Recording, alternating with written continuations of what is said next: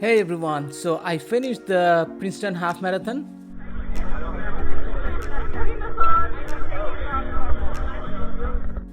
and this is the medal that I got. It has half a face of Einstein.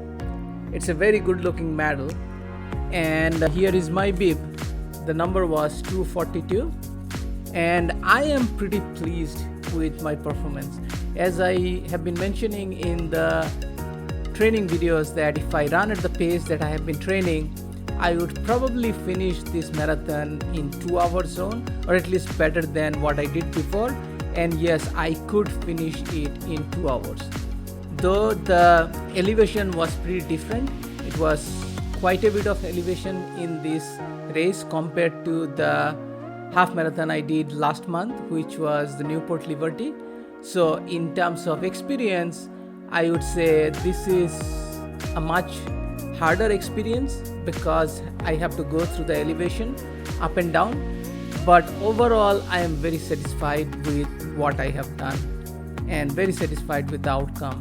I was hoping that I could finish within 2 hours, but unfortunately, the last hill was very hard and I could not run faster than I was.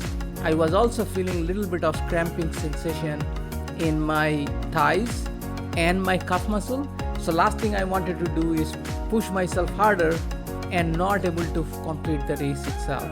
So I took it a little slow, but I'm happy that I finished in 2 hours. My total run time was 2 hours and 12 seconds.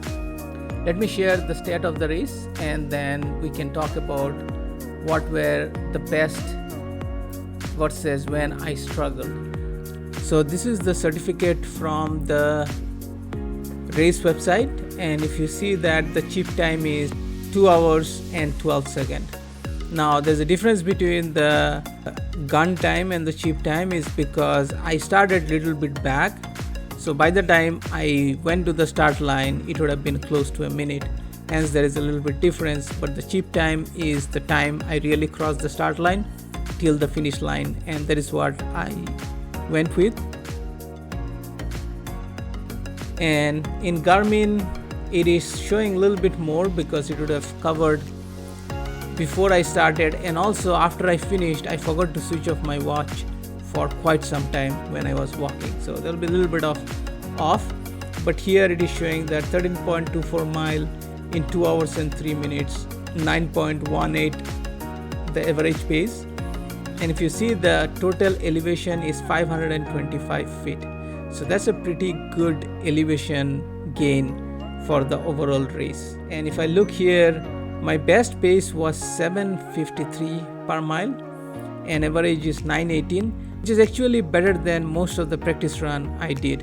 And in terms of laps, started with 913, 915, and then it went to 8, then again 9, then 8, 10. And if you look into this one, the 14th and 15th, the 15th I will not even consider. It's probably when I was walking around. So you can see that the distance is 0 mile, or probably when I was standing. I just, as I mentioned, I forgot to stop my watch, so I would not consider. And this 0.23 mile, which is 16.43, is when I finished the race and I was walking.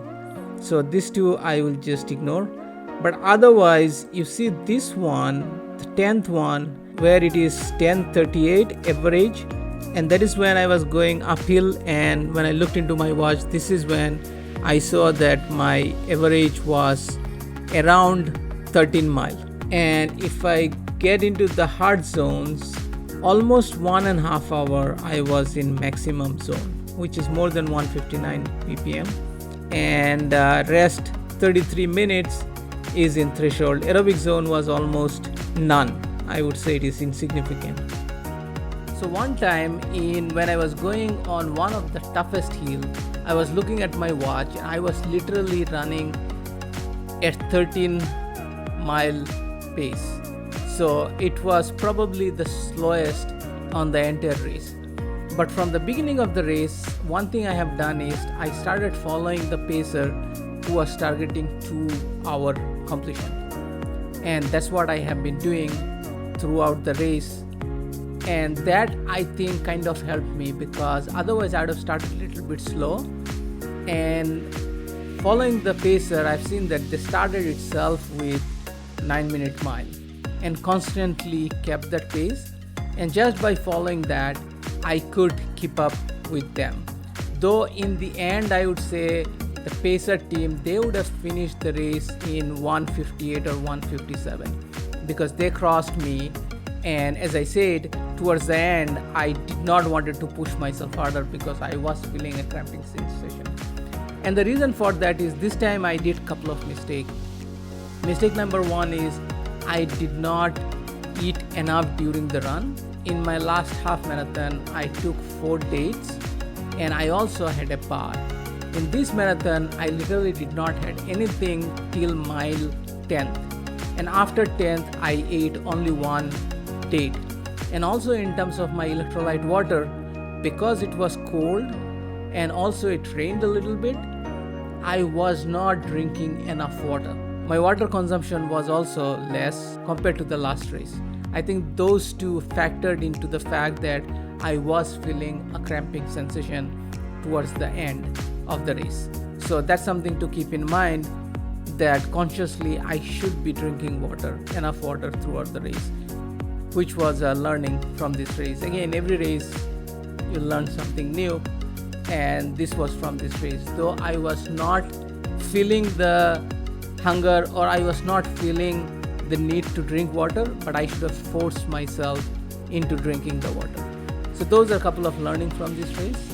And overall, I think it was a very decent race. I really enjoyed. I paced myself, though a couple of places, as I mentioned, one time when I was going the uphill, when I was running at 13 mile, at that time I felt really miserable. But after that, when I was going downhill and rest of the hills also, I was pretty good. I was feeling really nice. There was a very good crowd. And one thing I have seen, at least for this one, is that though the number of people running were not as large as compared to the last race, but most of the people running in this race were pretty good runners. So that was one observation that I had. The other thing is it had a mix of going through the urban district, then going through the Princeton University and some scenic area in a park. So overall the route was very good. There was a lot of scenery in and around. And one thing happened is the battery of my action camera died after like 1.5 hours, and I did not realize it till the end. And when I realized it, I did not want it to stop and change the battery because I would have lost some time. So I just thought, let me just finish the race. I know I missed capturing the last few miles and the finishing mile, but I thought it is okay. I wanted to finish in a better time. That was more important. So I just continued without changing the battery. So if you see in the race, you will see that the race does not have any footage from the finishing part. And also my cell phone died. So even after the race, after completion, I could not take any selfie or any video of myself with the medal. I just could not do that. So I don't have that. But otherwise, I covered a decent portion of the race with my action camera. In terms of temperature, it started off pretty cold. So I was wearing a jacket. But after, I would say, a mile or so, or maybe like 2 miles, I had to remove the jacket because I was feeling pretty hot. So I just removed the jacket. And what happened is, immediately after I removed the jacket, maybe like another half a mile, and then it started raining. I won't say it is raining, but it was drizzling, and it drizzled for maybe like 15-20 minutes. Thankfully, after that it stopped, and the temperature was not too cold. It was in late 40s, early 50s, so it was decent. And because I was running fast, my body was pretty warmed up. I did not feel anything. And as soon as I finished the race, the first thing I did is I put on my jacket again. And after taking 1 banana and couple of bar, I went straight to my car and changed myself. of the wet clothes, and I wore new clothes just so that I feel warmer, because I was feeling a little bit chilly and I did not want to fall sick after the race just because I was in wet clothes and my body temperature was going down. So this was, in a nutshell, the complete race recap. As I said a couple of times, it was a very good experience, and I'm very happy that I could finish the race in 2 hours time, which is very good compared to how tough some of the elevations were. If it was on a flat race, I think this time I could have finished less than 2 hours. But it's a good sign. Maybe if I continue practicing like this, the next race that I'm going to run beginning of next year, I probably can finish less than 2 hour mark. So, and that would be my goal. So we'll see if I can do that or not. So that's all I wanted to share. I hope I have covered enough footage of the race, and I will see you next time.